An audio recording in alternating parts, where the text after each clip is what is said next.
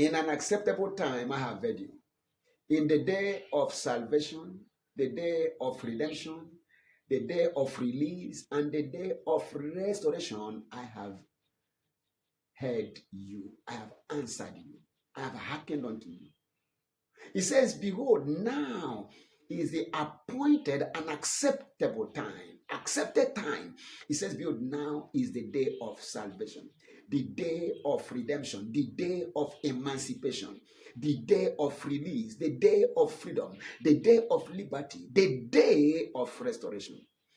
Jesus said, the Spirit of the Lord is upon me, for he has anointed me to preach the gospel to the poor. Poverty must come to an end the day you hear the gospel. Hear me.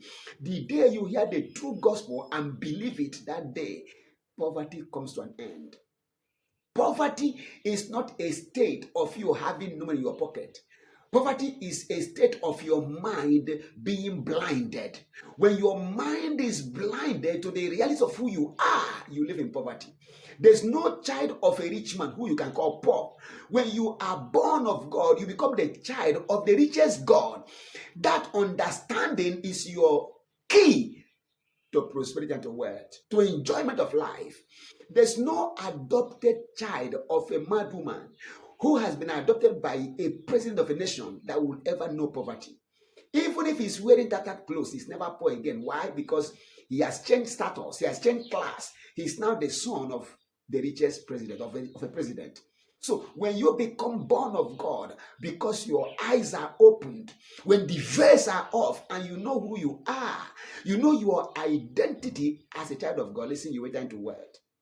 He says you can prosper only to the extent that you also prosper. So the more light you have, the more understanding you have, the more wealth you command. I cannot lack. I can't be sick. Since 31st of May, when I was saved and delivered out of death, I have been healthy. I have been super healthy. I have never lacked anything that God can give. Never. I have a Father who loves me and who cares for me. He gives me daily all I need. Today is the day of salvation. It is the day of restoration because he brought them out and he brought them in.